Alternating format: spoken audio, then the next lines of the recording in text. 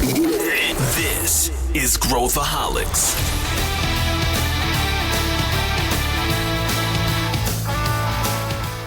Olá, aqui é a Paula Riccioli, sou do Marketing da Ace e esse é o Growthaholics, o podcast para quem adora inovação e empreendedorismo. Essa semana eu invadi o Growthaholics e escolhi o tema, os maiores esquemas de pirâmides da história. Quero saber quais são os cases mais impactantes que o mundo já viu e o porquê deles acontecerem dessa forma. Como especialistas em negócio aqui não sou eu, claramente, eu chamei duas pessoas que provavelmente vocês devem conhecer. Pedro Weingärtner, é claro, nosso CEO, e Luísa Leite, nossa coordenadora de aceleração em startups. Vem com a gente. Uau, uau! Que abertura, Paulinha! Gostamos muito, né? Nós como hosts, né, Luísa? Nós dois somos hosts de podcast. Nossa, nosso emprego está em risco. Não, tá. Ela pode escolher para qual ela vai. A produção vai seguir o que ela disser. É isso aí, é isso aí. Inclusive, a Paula quer falar de um negócio fantástico, que se você comprar, tem um rendimento de 1% ao dia, certo, Paula? Esse é o mote aqui do nosso programa. É esse, assim, ganhe, fique rico em 30 dias e se aposente agora. É desse jeito. Com o mínimo de esforço possível. É óbvio. Sim, óbvio. Só para quem ouviu o Growthaholics, esse episódio do Growthaholics, uma oferta única. Fiquem até o final que a Paulinha vai fazer a oferta, hein? Ó, e só para dar contexto para vocês, a Paula, ela tá desde o início do Growthaholics, já operou, já fez tudo aqui que vocês podem imaginar no Growthaholics, e ela adora esse tema das pirâmides. E aí ela falou, eu vou ser a host desse episódio e vamos lá, que eu tô me sentindo muito bem não ter que conduzir o episódio, dá um conforto gigante, eu tô adorando esse esquema. Se você que está ouvindo gosta, quer a Paulinha em mais episódios, manda mensagem que a gente vai acatar a sua sugestão. Não precisa, gente, não quero roubar o lugar do Pedro. Essa é a única vez especial. Mas para a gente começar, então, assim, para quem até situar, às vezes tem um ouvinte aí que nunca ouviu falar de pirâmide, o que é isso? Geração Z, nunca viveu uma pirâmide ainda sendo desmascarada, a gente começar explicando os conceitos, né? O que é a diferença entre pirâmide clássica, o esquema de Ponzi? E aí, uma pergunta polêmica, se a gente pode encaixar nisso aí o tão falado marketing multinível. E aí eu jogo para vocês, especialistas de negócios. Eu posso começar aqui, Pedro. Vamos falar das pirâmides clássicas, né? Não vou falar em marketing multinível, porque eu sei que a Paulinha quer conversar sobre isso. É outra pergunta polêmica dela, provavelmente. Mas a pirâmide clássica, ela funciona recrutando pessoas e, em seguida, oferecendo incentivo para essas pessoas recrutarem mais pessoas. E aí, acho que vale a gente falar, né, que tem uma diferença muito grande dessa pirâmide para o marketing multinível, que é o que a gente vai conversar mais para frente. Basicamente, quanto mais pessoas comprarem no nível inferior, mais dinheiro as pessoas do topo ganham. E aí, isso me lembra muito, e a Paulinha é muito jovem para lembrar, e talvez o Pedro lembre, ou talvez seja algo muito regional meu, mas lá, quando eu tinha meus 16 anos em Pelotas, começou uma corrente no WhatsApp, em que as pessoas colocavam, eu coloco R$50 para no final do mês tirar 150. E aí, cada um ia colocando R$50. No final das contas, o último a entrar não recebia o dinheiro. E tá aí um belo exemplo de pirâmide clássica, eu acredito, Paulinha. É isso aí. Tanto que nos Estados Unidos, né, eles não têm esse nome da pirâmide, eles chamam de Ponzi Scheme, né, o nome, e é batizado em homenagem ao nosso amigo Ponzi, exato, ele tem exatamente esse nome, o Ponzi. Olha que interessante, o Ponzi, ele fez, não foi o primeiro do mundo, mas ele foi muito famoso, e é aquele esquema, né, o investidor, geralmente com esquemas de investimento prometendo um retorno acima da média. E aí o que ele faz o cara coloca o dinheiro, vê que o dinheiro está rendendo e ele não retira, porque o dinheiro está rendendo, mas tem algumas pessoas que retiram o dinheiro. Quem paga o dinheiro das pessoas que retiram são as novas pessoas que entram, e dessa maneira ele vai enrolando. E o Ponzi, ele fez esse esquema, né? Ele é é um italiano lá, e ele prometia, né, juros de 50% em 45 dias ou 100% em 90 dias. Era um negócio que não tinha como você recusar. E aí o Boston Post decidiu investigar e descobriu aí que tinham vários cupons, né, que o Ponzi vendia. Né, ele disse que existia mais de 160 milhões de cupons, mas na verdade tinham só 27 mil rodando, e aí ele foi pego. E um detalhe que, obviamente, aí é um negócio que é nosso, né, ufanismo. O Ponzi morreu aonde? Onde que o Ponzi... Não é à toa, o Ponzi morreu no Brasil, em 1949, na miséria, num abrigo de indigentes. Olha que ironia do destino, mas ele trouxe esse conceito, né? Ele foi o cara que introduziu o conceito aqui no Brasil. Boa. Aproveitando que a gente já está falando aí de casos, né? E a gente tem diversos casos famosos, a gente tem mais recentes como o do Madoff, que ele era um nome reconhecido ali em Wall Street e começou a pegar dinheiro de investidores, enfim, movimentou mais de 65 acho que bilhões de dólares, e envolveu muito mais que esquema de pirâmide, né? O esquema de Ponzi, lavagem de dinheiro, fraude eletrônica, e acabou sendo desmascarado, assim, denunciado pelos próprios filhos, o que é uma coisa, assim, que ninguém esperava. Mas aproveitar para falar de cases, assim, eu queria saber de vocês, se tem algum case, seja nacional, a gente tem Telex Free, Avestruz Master, que inclusive é aqui da minha região, moro perto da fazenda da Avestruz Master, ainda de vez em quando, assim, até um tempo atrás dava para ver alguma avestruz ali pastando, fazendas boi gordo, enfim, se tem algum case que chama mais a atenção de vocês aí, e também se a gente podia discutir quais são, assim, vocês enxergam como os pontos em comum entre as pirâmides, assim, como a gente pode reconhecer uma pirâmide. Vai lá, Luiz. Eu queria compartilhar, porque eu fui estudar, né, para esse podcast, que Paulinho aqui no comando, eu fui estudar. Eu estava lendo um case de uma influenciadora, que ofereceram para ela divulgar os links, para trazer mais, né, usuários, e ela iria receber um valor X. E passou-se um tempo e ela não recebeu o valor X. E aí eu queria trazer para essa roda de discussão, né? E aí as pessoas que seguiam ela levaram um tufo também. Eu queria trazer para essa roda de discussão o fator influência, porque é uma coisa que hoje em dia a gente vive tão próximo, né? Abre o LinkedIn, abre o Instagram, sempre tem alguém influente. Temos aqui Pedro Van Gärtner, um influenciador, para provar isso. Assim, normalmente, quando vem de alguém que é conhecido, tem uma divulgação muito grande e se esvai, né? O conteúdo se esvai tão rápido no sentido de se...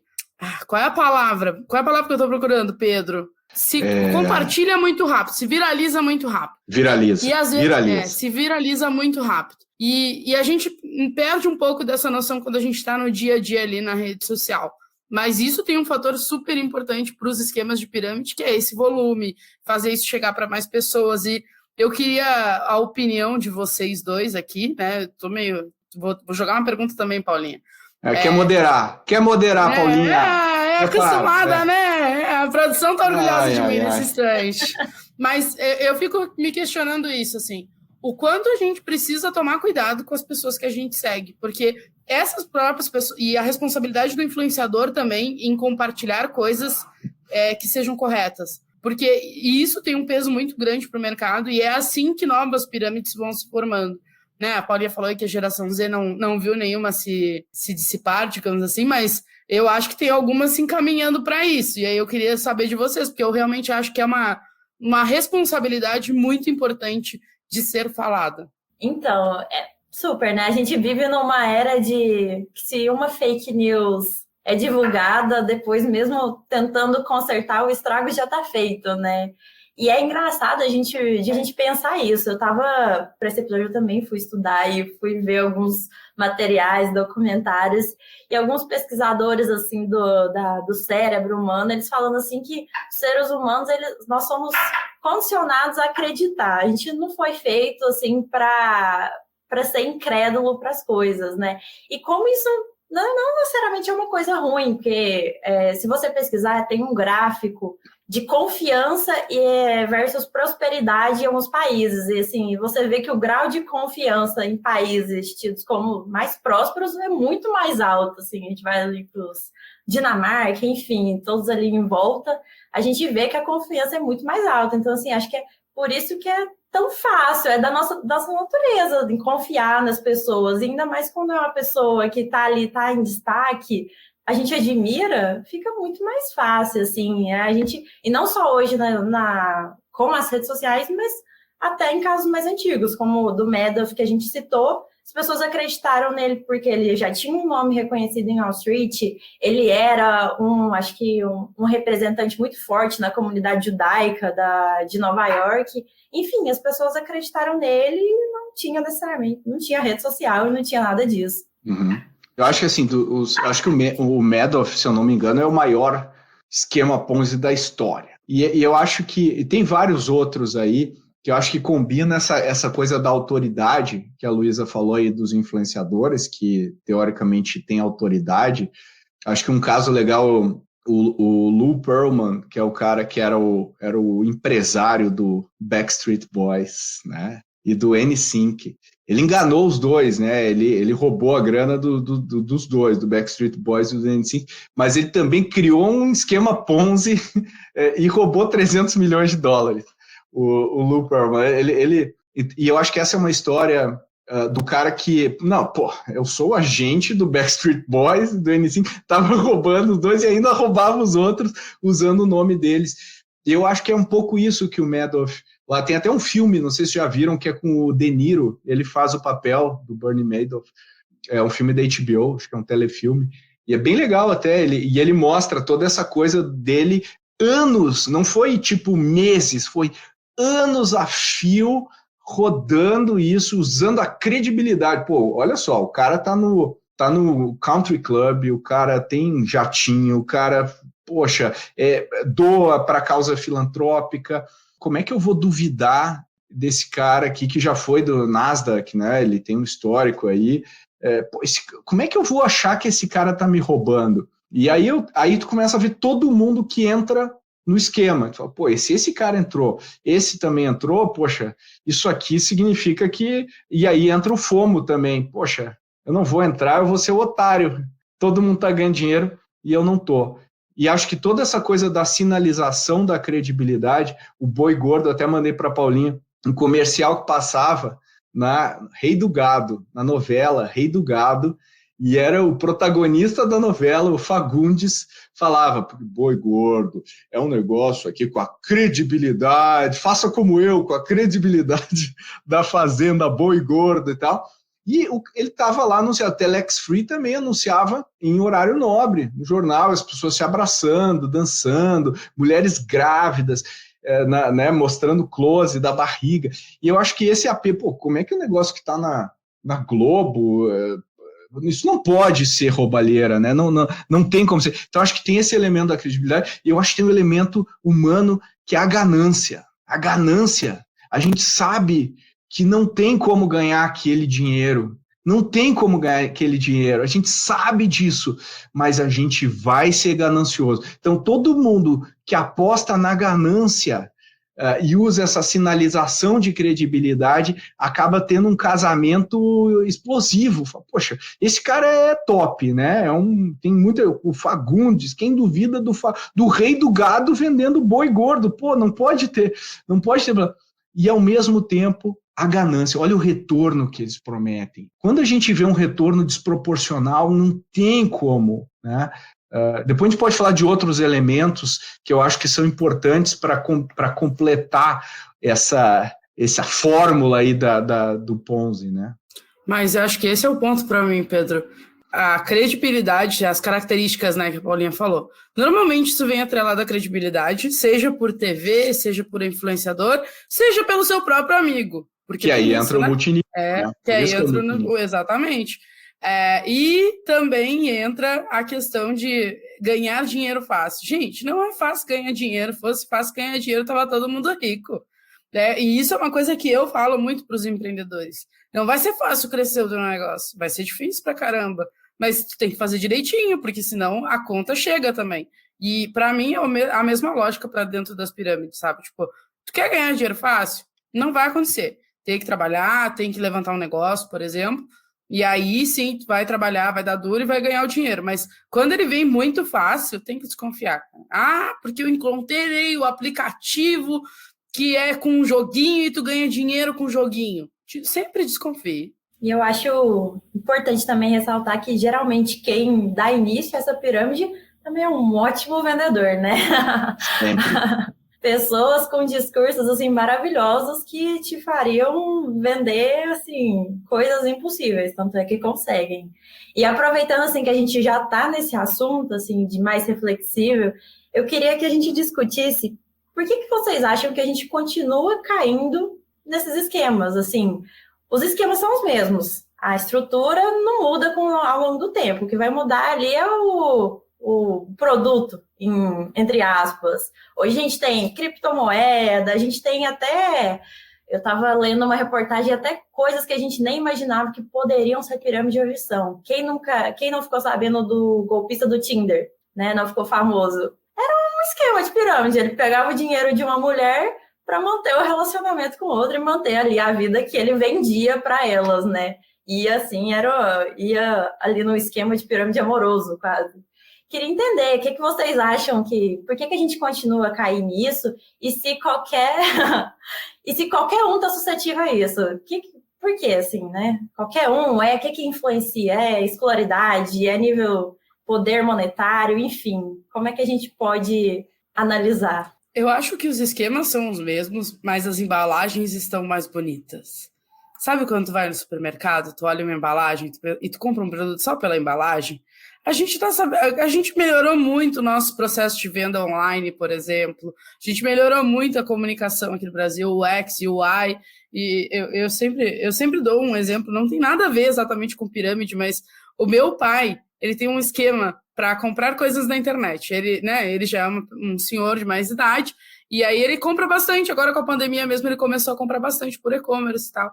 E aí ele compartilhou comigo um dia, que ele disse para mim, para eu saber que a loja não é falcatrua, né? A gente fala falcatrua no Sul, não sei como é que fala em outros lugares, mas para eu saber que a loja não é falsa, eu jogo no Google e vejo quantas páginas tem no Google sobre aquela empresa, porque isso tem bastante, eu sei que não é falsa. E aí eu paro para refletir assim, mas pega um falso que sabe fazer SEO, tá ferrado já pega o meu pai ali. Então, assim, eu acho que os golpes continuam sendo os mesmos, mas a embalagem tá bonita. E aí tu falou ali do golpista do Tinder. É o melhor exemplo para isso, assim, sabe? Tipo, é um cara bonito, é um cara que sabe contar bem a história, né? O storytelling é uma coisa que a gente aperfeiçoou muito nesses últimos anos. Como profissionais de marketing, vamos aqui falar, a gente aperfeiçoou muito isso.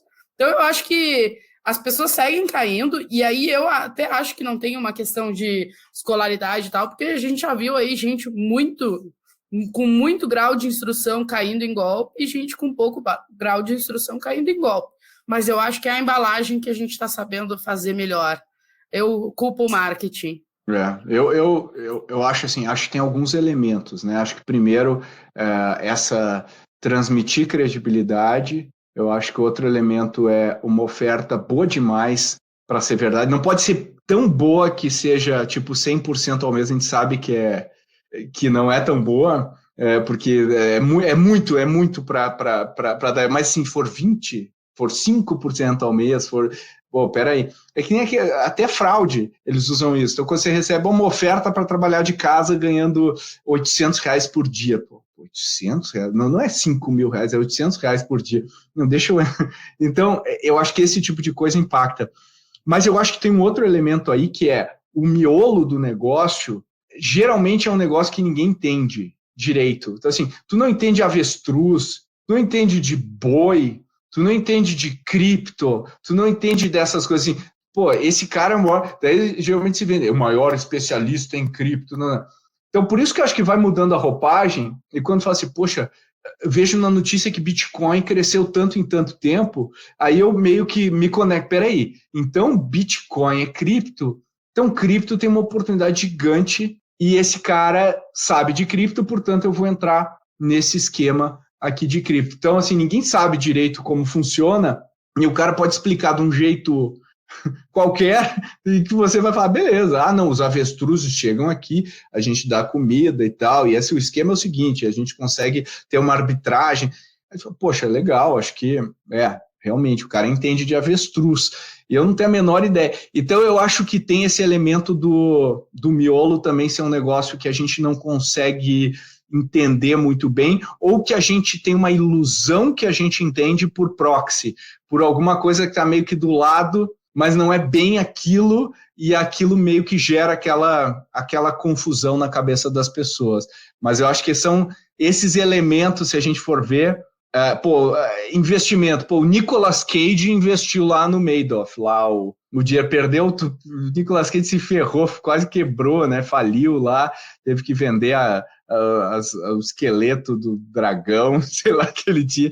Mas ele, na hora, ele falou, poxa, eu não entendo de investimento, mas esse cara aqui também, vou entrar aqui no negócio. Então, ele acaba agora, se o cara é um especialista em investimento, como teve muita gente que duvidou do Madoff, pegou. Né? Teve um caso interessante que a gente pode usar qualquer coisa. Geralmente, assim, vários deles usavam fazer o bem, né?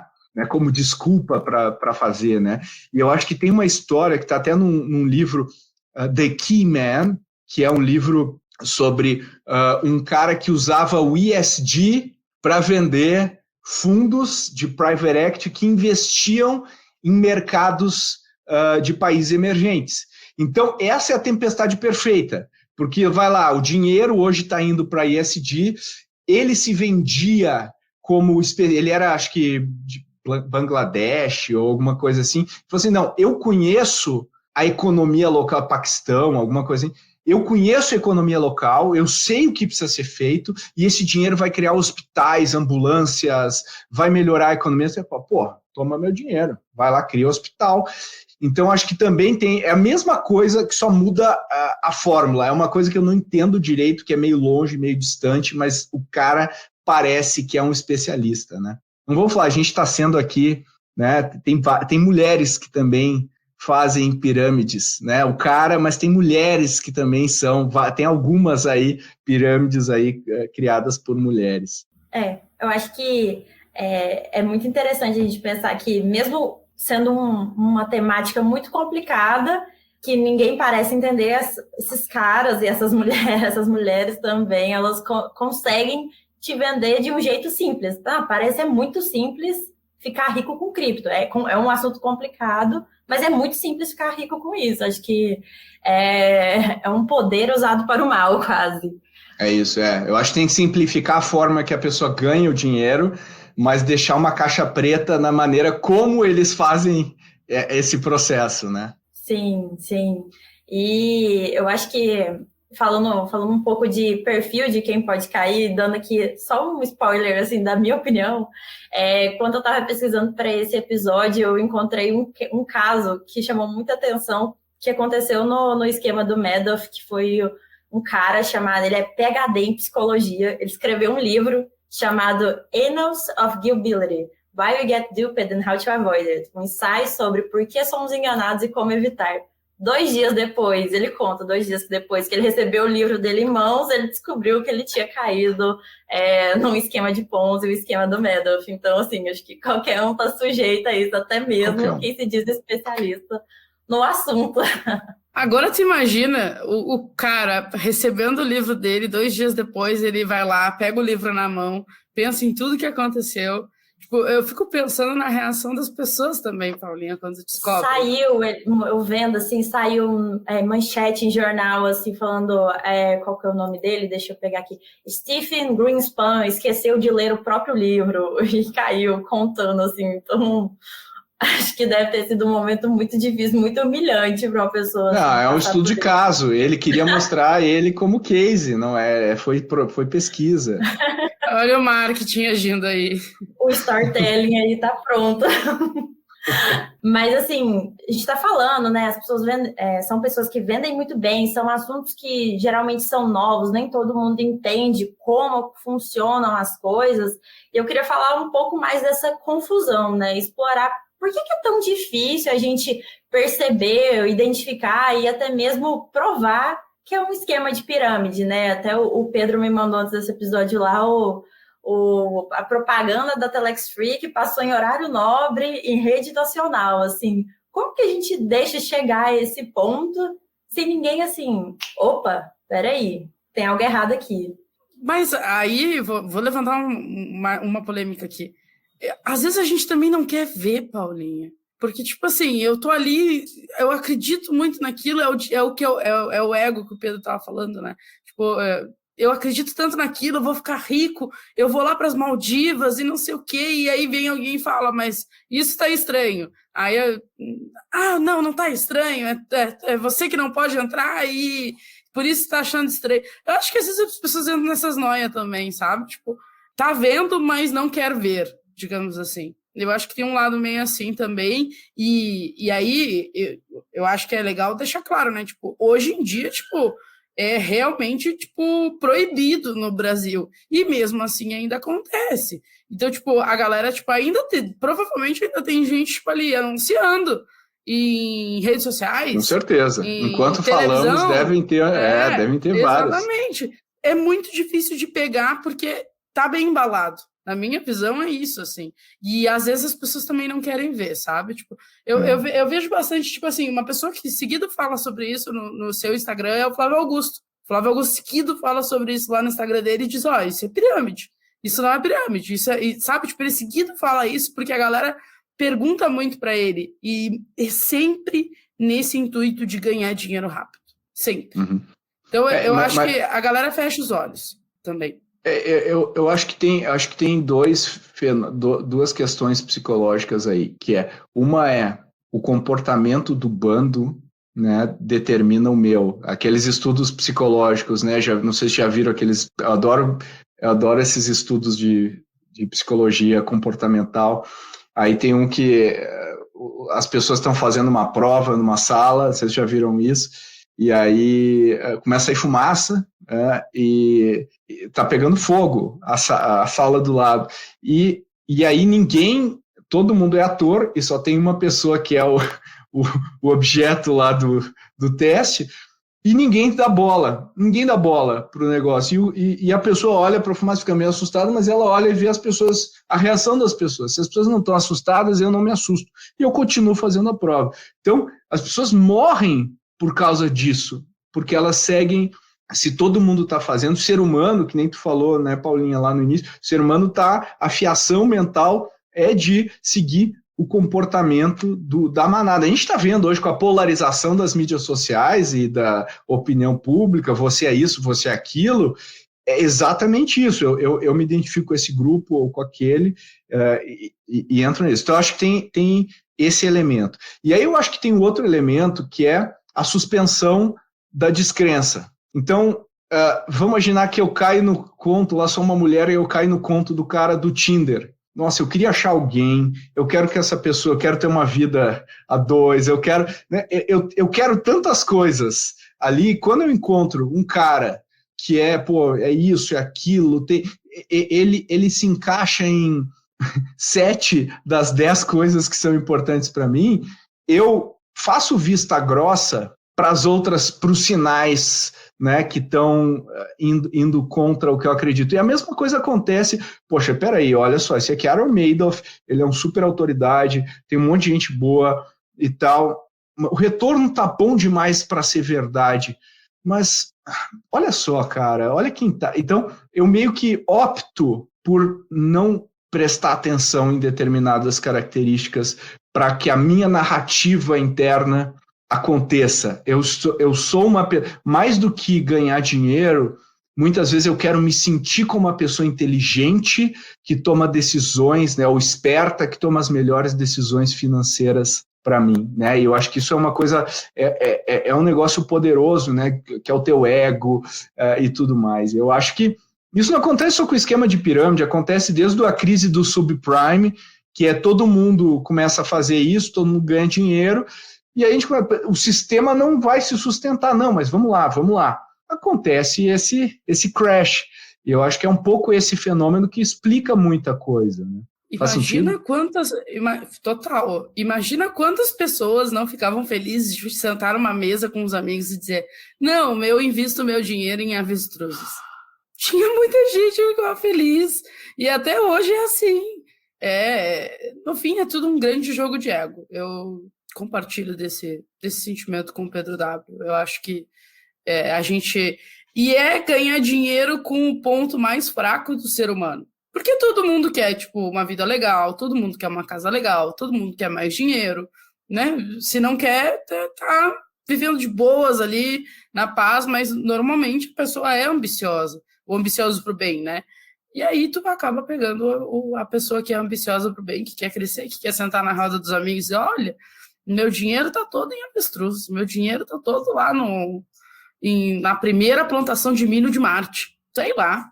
Daqui a pouco vai começar a surgir umas coisas assim, mas, tipo, eu realmente acho que era prazeroso para as pessoas também dizer isso. E aí, tipo, tu acaba fechando os olhos. É isso que o Pedro tava falando ali do golpista do Tinder.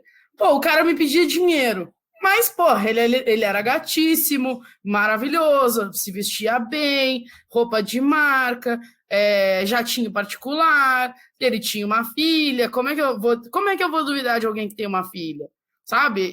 Esse documentário é maravilhoso, inclusive, assim, porque ele te mostra exatamente como que o cara mexe com o emocional mesmo das pessoas e das mulheres que ele aplicou o golpe. Um ponto aqui, vocês falando, que eu achei bem interessante, eu acho que junto com essa presença que os idealizadores desses esquemas, eles vão construindo e vão se tornando cada vez assim maiores, mais na sua vida, trazendo ainda mais confiança, junto com também o comportamento ali de manada, que a gente sabe que o ser humano tem, assim, são como eles vão se armando para se defender daquele único indivíduo que pode achar estranho dentre milhares que acreditam, né?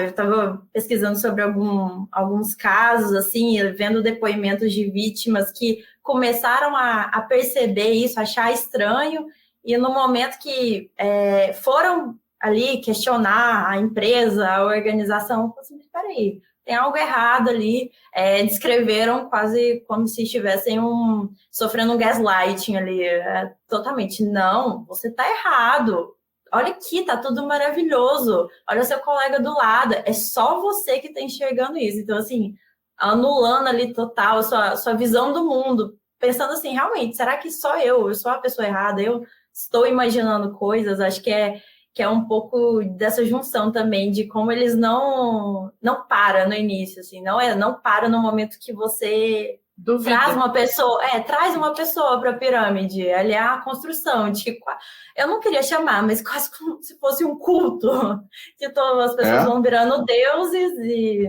você não pode duvidar delas, né? Eu acho que tem nesse esquema, não foi pirâmide, né? Foi mais ou menos pirâmide, né? Porque esse caso aí que eu falei do ISD lá, é o Arif Naqvi, né? Que ele criou um fundo super relevante e ele pegava o dinheiro, os caras colocavam dinheiro no fundo para ele construir hospital e tudo mais.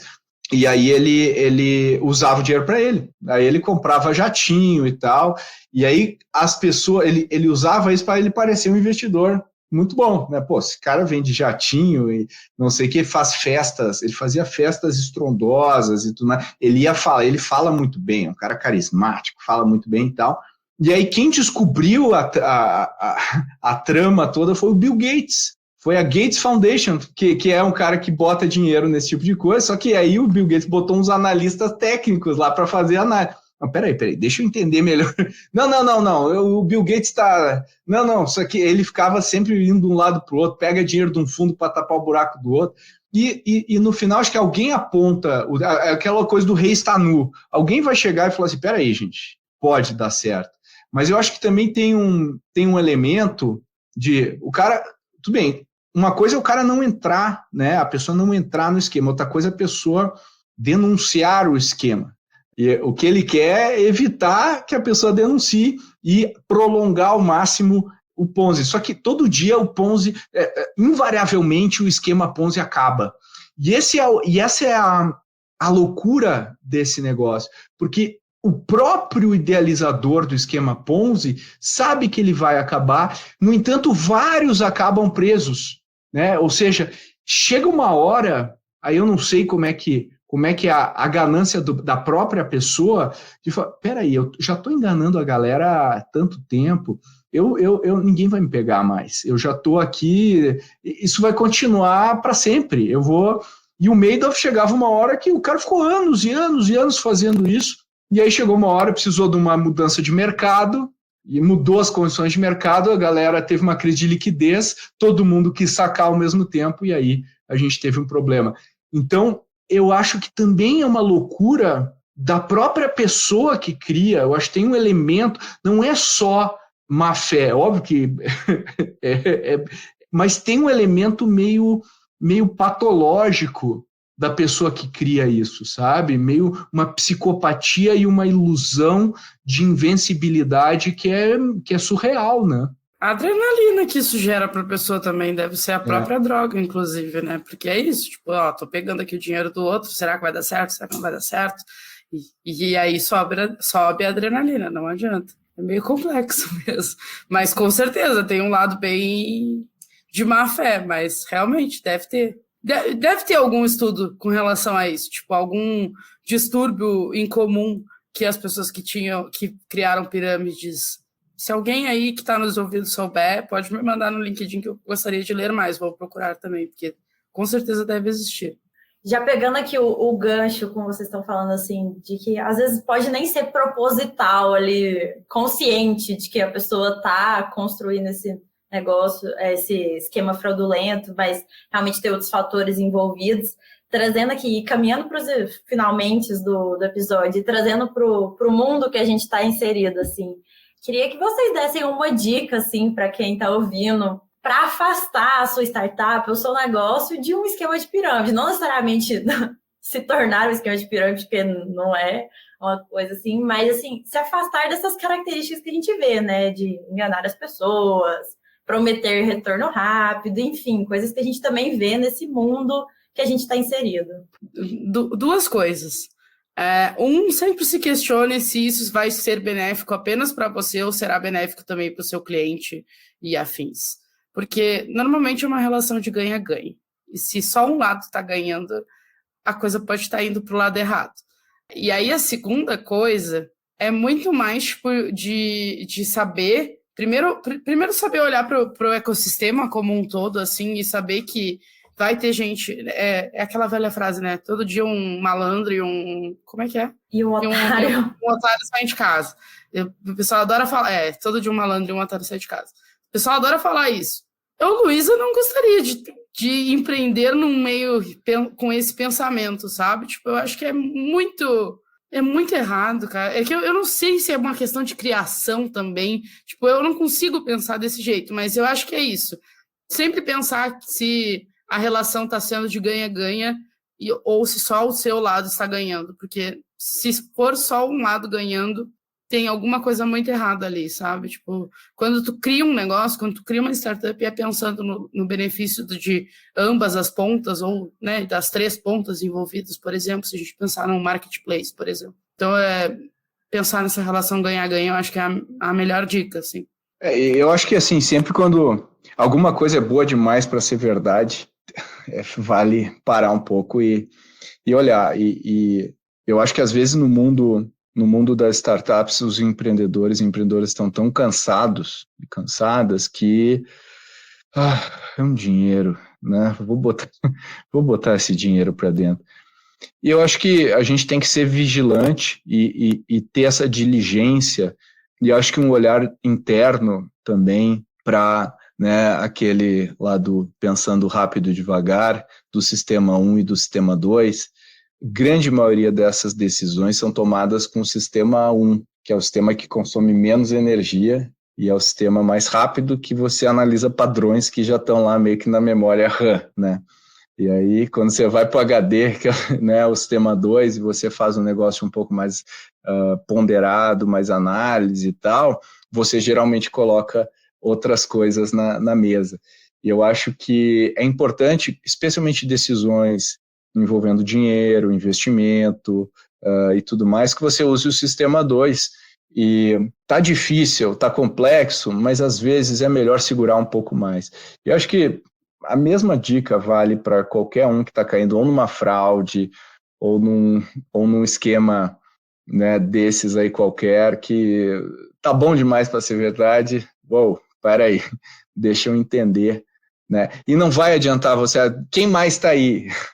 Quem mais está? Não adianta, você sabe que não adianta, porque vai ter uns caras inteligentes também, vai ter gente boa, inteligente investindo, mas eu acho que as perguntas são, como que essa pessoa faz para trazer esse retorno? Me explica, por que quando eu vou sei lá, na XP ou no BTG, e eu pego um fundo, nenhum desses fundos tem perto desse retorno, e quando a gente olha no mercado, quer dizer, poxa, BTG e a XP não sabem fazer isso, né? Peraí, os caras têm os melhores analistas do mundo lá, do Brasil, lá trabalhando junto. Como que eles não vão trazer um retorno no nível que está sendo prometido? Então, obviamente, está tendo um problema sério ali e você precisa olhar. Então, eu apostaria e aconselhar os amigos. Às vezes, né, aquela coisa, todo mundo é objetivo e imparcial no namoro dos outros. Quando é o teu namoro, tu não é nada objetivo e parcial. Então, às vezes, é bom você chamar uma amiga, um amigo que consegue ser um sparring para você para conseguir tomar uma decisão. No caso de startup, trazer investidores, mentores que possam ajudar você a tomar uma decisão dessas, que eu acho que é super importante. Ótimo, acho que foram ótimas dicas aí para quem está ouvindo. E já para encerrar aqui, quero encerrar com uma pergunta reflexiva. Depois de tudo isso que a gente viu, ouviu, discutiu, queria que vocês, assim, não levar para casa ou podem responder. É possível enriquecer rápido?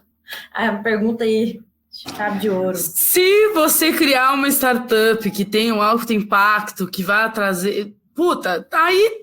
Tem uma galera que levanta uma grana rápido, que faz o produto operacionalizar, mas tem muito trabalho envolvido também. Eu acho que dinheiro rápido sem muito trabalho envolvido não existe.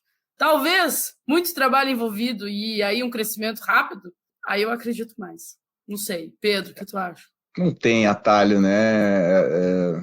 A menos que você tenha herdado dinheiro. E até se herdou, pô, é muito rápido de perder dinheiro, gente. É mais rápido perder dinheiro do que ganhar. Aliás, é muito comum, né, os herdeiros destruírem o patrimônio.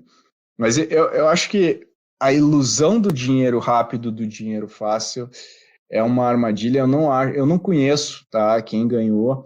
E provavelmente se existem algumas pessoas que ganham dinheiro rápido, dinheiro fácil, são mais outliers, são mais fenômenos fora do grid, e achar que você vai ser um deles é uma ilusão total. É que nem no filme de zumbi, né? Quando a gente assiste o filme de zumbi, tem 5 personagens principais que não são zumbi. E você se identifica com esses 5.